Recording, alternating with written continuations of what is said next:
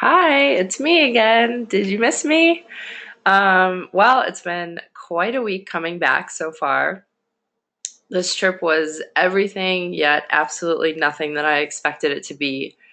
I'm still trying to find, excuse me, I have a little bit of a cold, but I'm still trying to find the words to describe the experience of this trip without shortchanging it, which I found to be pretty difficult to do. But also then realizing and accepting that not everybody is going to be able to understand what my experience was, and that's okay. It's that also kind of makes it special to me, and in a way that it's mine and it's personal. But I really want to be able to describe it to people in the best way that I can. So I'm going to go ahead and go through my slideshow of pictures. It was the best way that I could figure out how to do this. So with that being said, we'll go ahead and start from my trip when I arrived in Ethiopia finally and went along on my way to Lusaka. So super pretty driving over. I thought it was really nice. Just a different landscape, kind of realizing like, okay, I'm not in Kansas anymore. So moving forward, arriving at the airport, the health checks kind of when I saw that just kind of got real because it was like, okay, this is what all the shots were for, and it's happening, and I'm here. So getting in the airport, and then before I arrived, or I'm sorry, when I arrived, realizing that my bag wasn't there, kind of had like a little bit of a freak out and like all this excitement that I had building up while on the plane of like, what is this trip going to be like for me? How is it going to change me? What am I going to see? What am I going to feel? I kind of lost all of that in a second when my bag was missing. So I think that was a lot of frustration that I had in the first couple days because I was mad at myself for losing all of those feelings because I was so focused on my bag. But I'll address the bag once so that I never want to talk about the bag again. Um, I know we had discussed this together, Dr. Mills and I, but kind of losing my bag for this trip was super symbolic, right? So I felt like this trip, in a lot of ways, kind of stripped me emotionally and intellectually and with my bag, like physically, right? So I had nothing really personal to connect with during the trip. Like I didn't have my own clothes, most of them, or like my own brush, or luckily things like that. So it was definitely more of like a challenging experience in that sense where I consider myself super independent and having to, ask someone for their phone all the time so I can call the airport and, have to leave the workshop and just all of those type of things that I had to depend on other people for that made me feel really vulnerable, which was okay. And I'm okay with that. I also realized that I'm super thankful for having meeting someone like everyone that was on the trip. The first day Carly was really nice and offered to like throw in her laundry and give me whatever she had. And then Chelsea just pretty much opened up her luggage to me and said, what's mine is yours. And that really, I think, helped us grow our friendship on a deeper level because we were super comfortable with each other, and just kind of made a long lasting friendship over it. So I'm over the bag. So then I go and I meet with who you see on the screen now is Naomi and Yvonne. And Naomi I met again about 3 years ago. She did an internship at my office. She came to the US. So being able to go to Yvonne's house that day, this was Christmas Eve, was really nice. And they were so genuinely excited to have me there and like wanted to show me around. And they were showing me their bunnies and we had dinner and this is Yvonne's sister in the picture, and she made this dinner, and the boys cooked that were with us, and I brought them presents from the U.S. and chocolate covered marshmallows that they had never seen before, and just really welcoming. I was exhausted, I had just traveled for 2 days, but the energy that they had really kind of began to set the tone for the trip, and it really made me feel good. Uh, so just kind of the night that we had with them going on, we brought Naomi a present from my office. It was inside as a picture of all of us from our office, so she was really happy with that she could hang it up. This is Yvonne's home in the outside. There's bunnies all around. If you can kind of see, I'll point over here is a bunny. Um, So they love taking pictures. So it's a lot of fun. I'm like, all right, I look like this coming, having traveled and been in the same clothes for 3 days, but sure, let's take some pictures. So this is kind of just like in the some of the streets that I took while we were driving around, just to kind of get a better capture of what it really looked like. I thought that was important to do. Sometimes I really like taking video more, just doing capture it better. This is me in the Mika Hotel waiting with my new dashiki on, which I absolutely love. So the upside of not having clothes. This was the ladies' dinner that we went to that night. That was really nice. So Naomi had put it on, and about maybe like 10 women had come from all different kind of walks of life. Some women worked in the court system, some women worked in the TV sector, a woman baked cakes, and we all sat around and we had to say our highs and lows of 2017 and our goals for 2018. And I thought it was really a supportive dinner. Some of the women had never met, but nobody was uncomfortable as though it seemed. So just to be able to see that support of woman to woman in a country where women aren't really seen on such a high level or respectable level as they should be. So it was a nice feeling.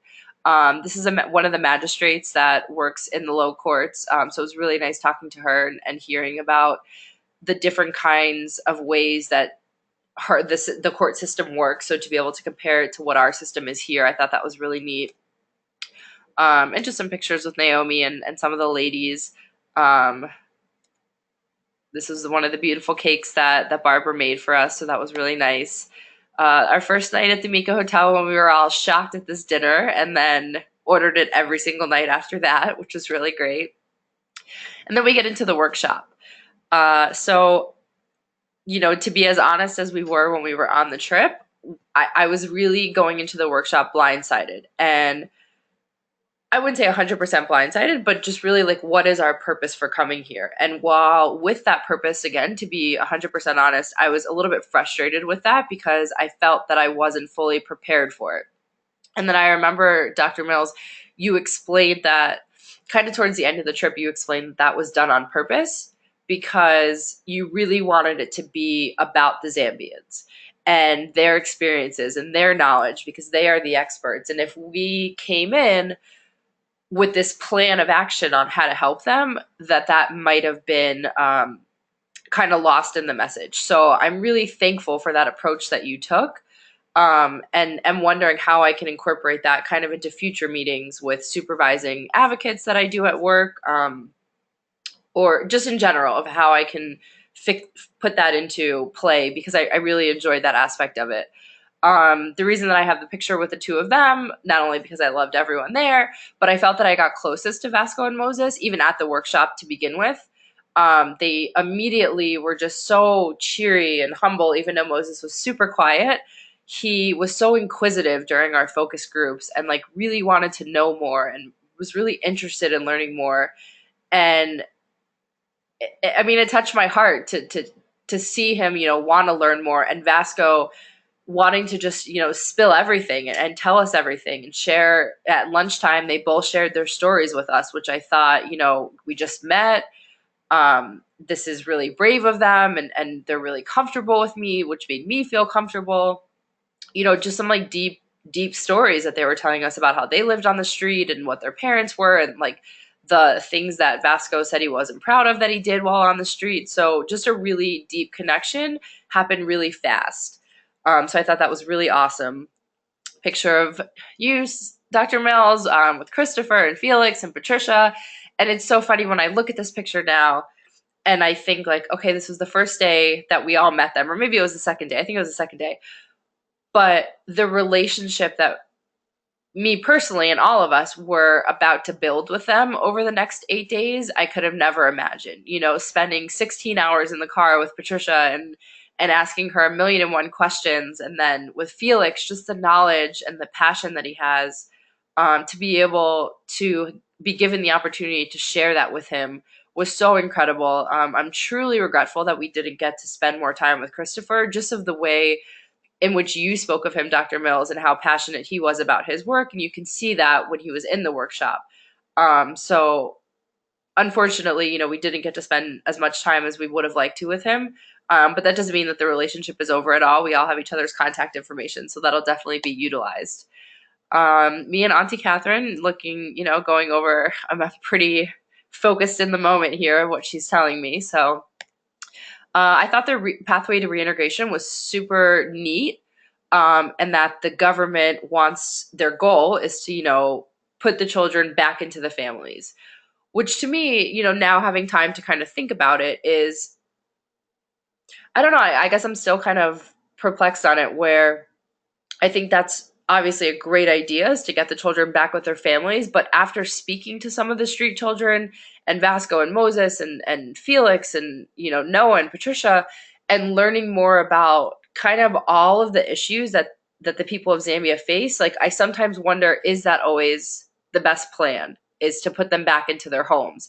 Because their homes are sometimes places where the parents are not so great and they're being abusive, or they're not sending them to school, or they don't have food for them. So I wonder if this really is the best plan, or just overall for the country it is. I really, really enjoyed, of course, I'll go ahead and play this in the background.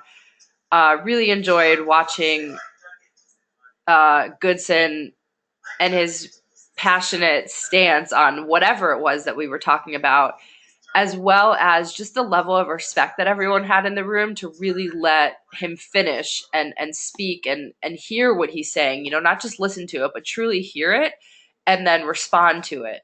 We talked about this while we were there, but I think sometimes in our culture, we're immediately on the defense and we're ready to defend whatever our beliefs or views are, as opposed to stopping to look at what's really going on or what the other person has to say. So the level of respect that was in that room amongst each other was really neat to see, and kind of like a really good lesson to learn and take back in our own professional life. I love the smiles. Christopher, you can see in the picture, wouldn't let my hand go. We took about 10 pictures for a good minute and a half, and he just wouldn't let me go. But just so happy, to be sitting in a 2-day workshop for 8 hours on end each day, and talking about topics that are really heavy and emotional and draining. And, sometimes the loss of hope I felt was a little bit coming in, for them to be able to still have so many smiles and so upbeat and so much passion, is amazing. I need to find more words and look up my synonyms, or my thesaurus, but it's just not synonyms. But it's just, I don't know. I'm left speechless a lot of times when I talk about it, but it's great. And I know you can't see me right now, but I have a huge smile on my face talking about it. Goodson is amazing, so great. It was really also neat to hear Vasco's story about how Goodson mentored him, and to kind of see the generations now where Vasco's following in his footsteps. So I'm ready to meet the next Vasco, because I feel like Vasco is the next Goodson, and just to see the cycle going on. And then lunchtime, they taught us how to eat shima. I don't know if you ever saw this video, so I'll go ahead and play it.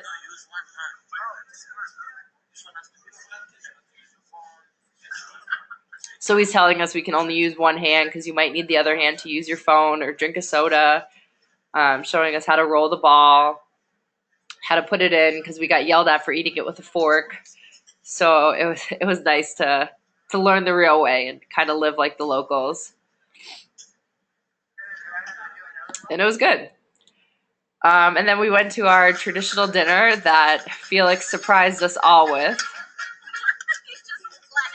And I think at that moment, if there's one word I could probably describe that dinner for all of us, is we were champions. Not one person in that dinner complained and was like, ew, I'm not eating that. This is gross. Where's other food? Whereas I feel like sometimes as Americans, we go to other countries and are not so willing to be open to trying new things. I've never had caterpillars before, and I didn't eat the cow hoof, but that's because I was really full. But it was nice to see everyone just kind of go in, and considering that it was super dark outside and we couldn't even really see the food, we just ate it. We were all a little nervous about that juice, but we drank it. It was really good.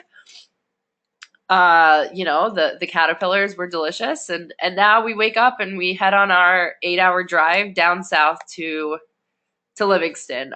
So the next couple of videos are just kind of some of my experiences through the car ride and just kind of seeing the countryside.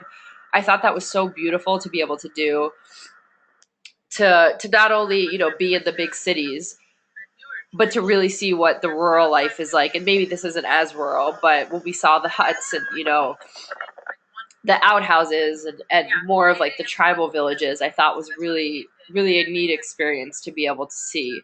I wish maybe, and definitely in a future trip, I can work on this for myself, is kind of going into those areas and, speaking to the people and seeing what it's like there as opposed to just driving by. And I know that that's an option that I can always do in the future.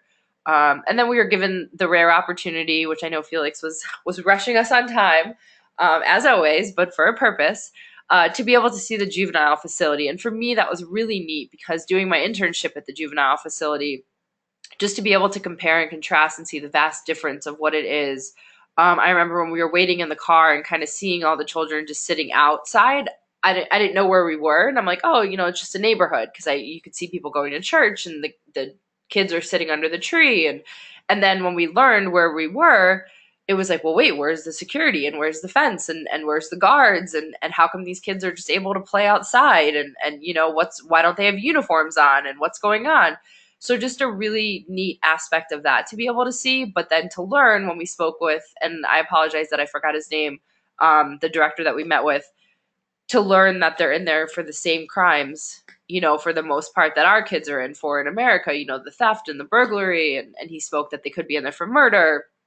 But a really neat aspect, that they do have social workers come in and they meet with them, once a day or a couple times a week. I thought that was really neat because I think that that's something that I wish they would do more in our society and our culture.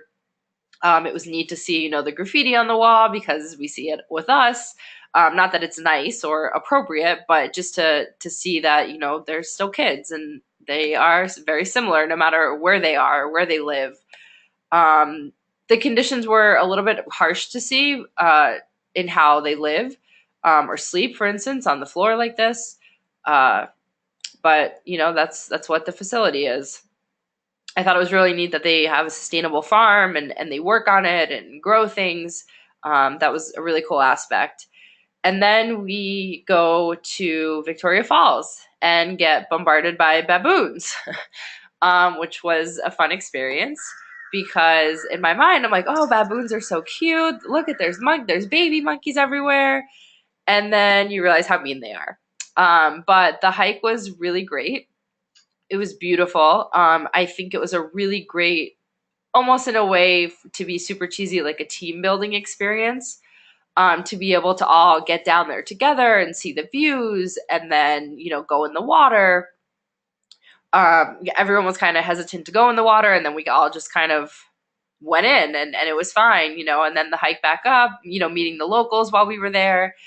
And then we go on the hike back up, and to be able to be there for each other, not just emotionally and physically, or not just emotionally how we were for the trip as far as like the processing every night and speaking about our feelings and supporting each other.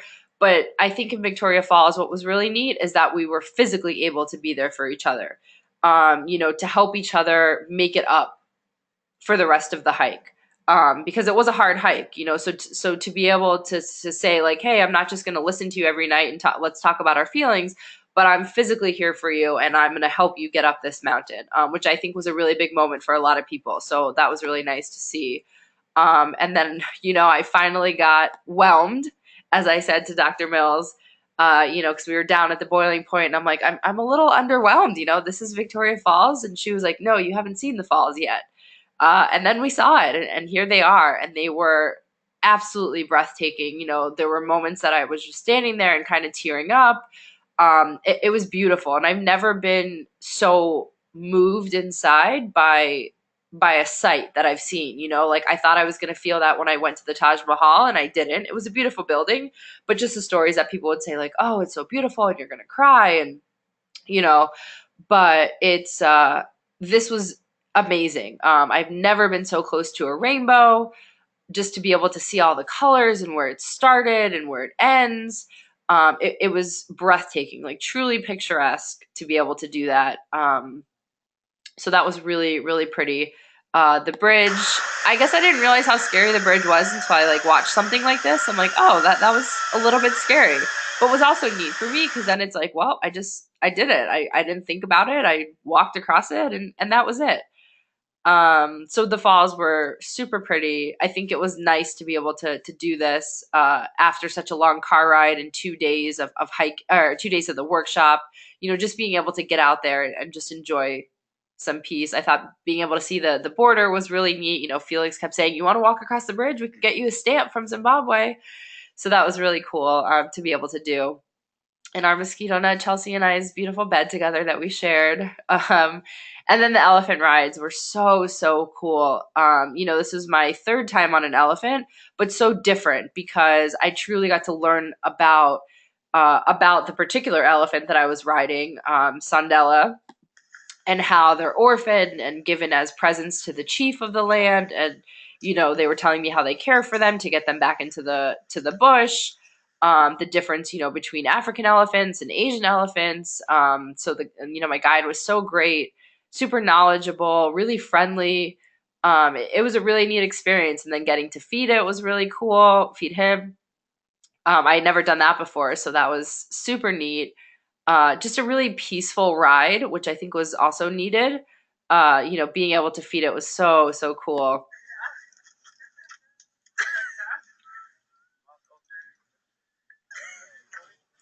Yeah, I'd never done something like that, so that was really cool. And then a couple selfies, and of course, and then we get to the cheetah, and in my mind, I was like, "Oh, this is going to be so cool." And then you walk up to the cheetah, and you're like, "Wow, like this is there he is, like it's here, it's big." And they're not drugged, because so many people have said that to me in my pictures, and I make sure to make it clear that they're not. So it was a really neat experience to be able to do that. They're beautiful creatures, so soft. I don't think I was scared at all. I think when I look at it now, I'm like, wow, I'm there, like that cheetah can turn any minute. But it was really neat to be able to do, and then to go on the walk. He was so comfortable. uh so just kind of going, the walk was really neat. God, even just looking back at the pictures now, I'm like, it's so surreal that like this actually happened. So I thought this picture was also interesting as we were going into one of the shopping centers, just kind of seeing.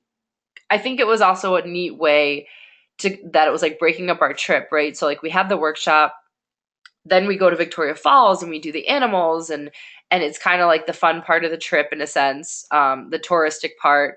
And then as we're leaving the animals, I saw this sign on the street, and it was kind of like okay, get back to why you came here. Like you didn't come here for the animals. It was great to be able to see them, but this is the reality of where you are. So I thought this sign was just a little bit neat. But then again, switching back to the fun part of it, as this trip was a lot of up and down emotions, the cultural dancing was so, so neat. It was beautiful to watch. I definitely shed tears while watching this. I don't know. I think a lot of my emotions for watching when I was watching this is I love watching people dance. I think it's such an expressive way of emotion. And to see all of these dancers on the stage so happy, and then to see the audience so happy, and just the way that they move. Um, after hearing so much, I think negativity is a strong word, but all of the struggles that this country endures, it was so nice to see this expressive, art and happiness in which they did, which is just really cool. It was really neat.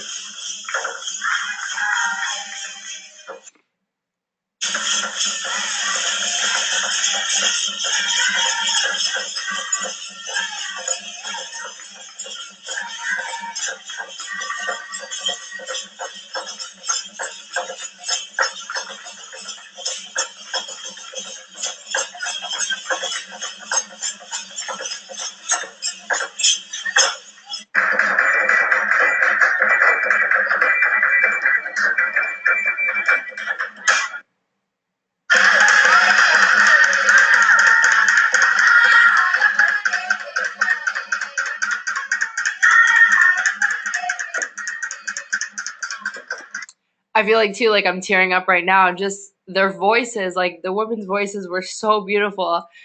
I did not expect to get this emotional watching it because I feel like I've watched these videos a million times since I've been home. But just kind of being in like the moment of reflecting right now by myself because I feel like when I've reflected, I've been talking to people. Oh my God, I can't believe how emotional I'm getting right now. Um, yeah, so when I've been talking about the trip, I've been talking to people. So now just kind of sitting in it with myself, doing it. I don't know, just it's like happy tears that I'm having right now. But just to see how happy they are in a place where, basic needs are not met and are so needed, yet people express such happiness. Just about life in general is really beautiful to me, and not seen as much as I would like to see it in our country. And then having the children come up on the stage and being able to dance was really neat to see.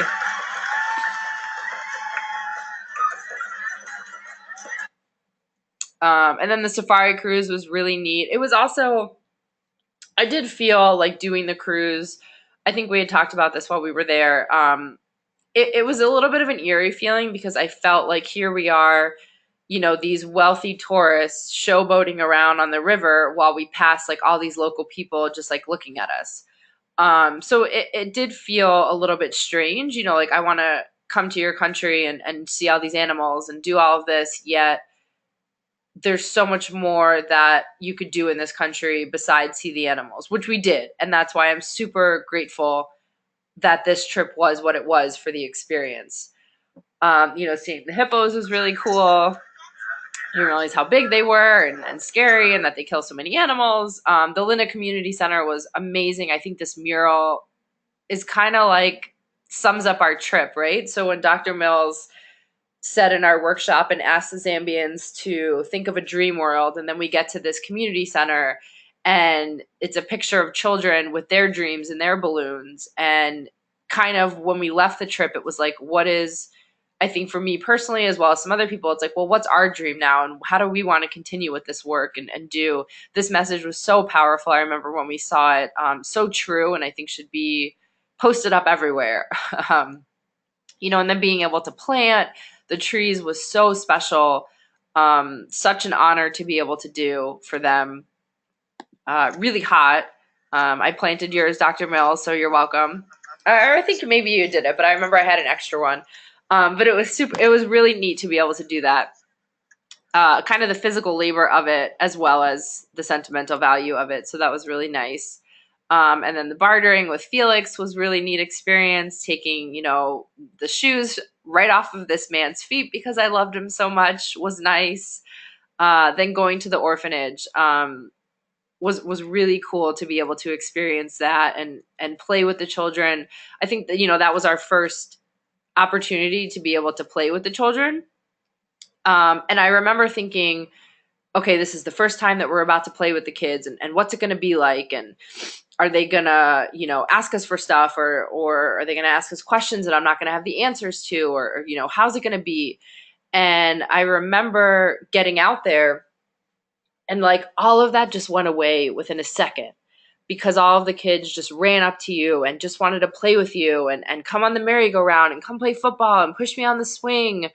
And it was beautiful just to be able to have that experience, and I remember the one little girl, she was 4 years old and she was just attached to me, and like it's 100 degrees out there and I'm carrying her on my back and we're running around this field, and every time she got on my back, she would just like immediately lay her head on my back, or if I was holding her on my hip, she would immediately lay her head on my chest, and like just such a level of attachment that was beautiful for me to be able to bond with her in that sense.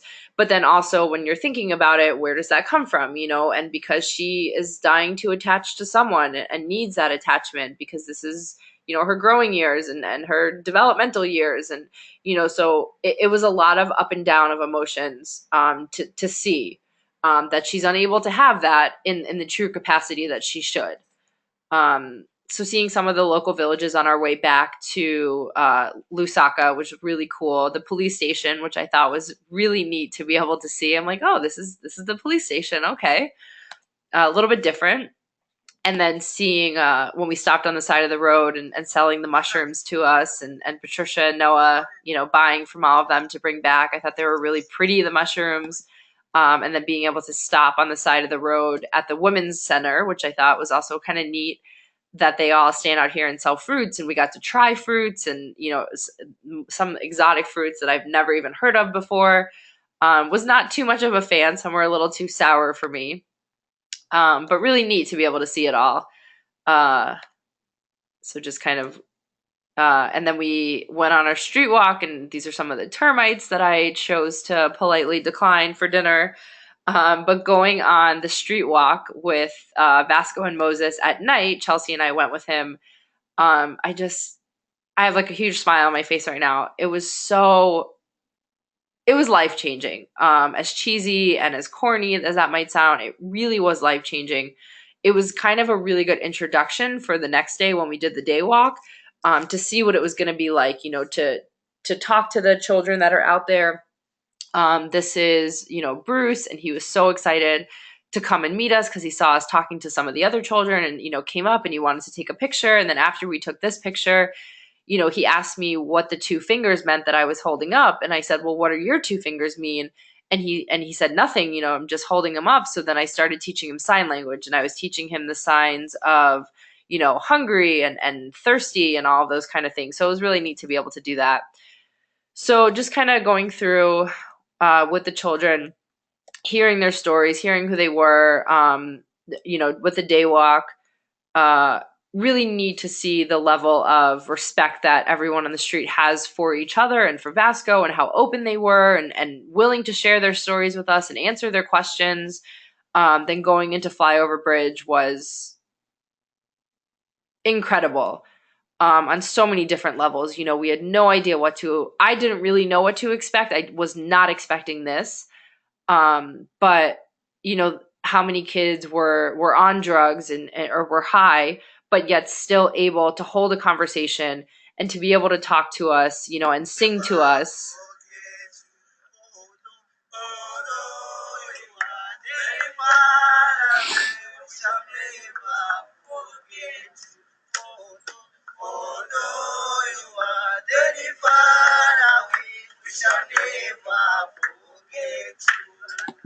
So it was really neat for them to do that and welcome us, talk to us, play with us. I think the mobile safe parks are so incredible. I really, really love their concept of, we're going to come to you, we're going to play with you, we're going to get on your level, we're just going to be humans. And then if through that we discover that you have issues or what your issues are, then we're going to intervene. And I think that method is so neat, and it's really kind of awakened me to, maybe I want to get into play therapy. The message of this picture, I think, is so strong, and how they explained it, how, local community members are stopping to look at us and wondering, why are we down here with these children? They're known as the invisible children of the country because the people on the top of the bridge ignore these children every single day when they walk past them. And here we are, down here with them, listening to them, talking to them, playing with them. So it was really a neat experience, not only to be able to do this with the children, but to do it for the community. And I'm really careful when I say with and for, because I think this trip, we didn't go to Zambia to do something for them. I truly, and I said that before the trip, we're going to go so we can help them with this, or, do this for them. And throughout this experience, it was never a question of, we're doing this for them. We truly did it with them. We're in there with them. Playing the games with them, talking with them, listening with them, coming up with solutions with them, not for them. So I think that is really, really neat to be able to do.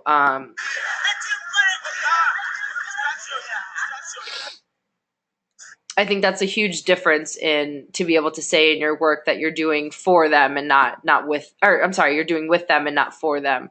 I love this message that was on the wall. We kind of looked at it before, God give us money, food, trucks, buses, forgive those who pretend that they don't have enough money, and teach them to reveal bills. I thought that was just really powerful to be able to go into their home here, which we now learned after the cholera outbreak that the government completely destroyed these shacks where the women and children sleep. So that was really heartbreaking to hear, and kind of thinking about daily, where are they? Where are they sleeping? Where are they okay? This was one of my more meaningful and memorable moments. The gentleman sitting next to me, he was so under the influence of the jet fuel, yet was so engaged in the conversation with me. So my bracelet that I have, it has a compass on it, and he was asking me the directions, and I was teaching him countries and states.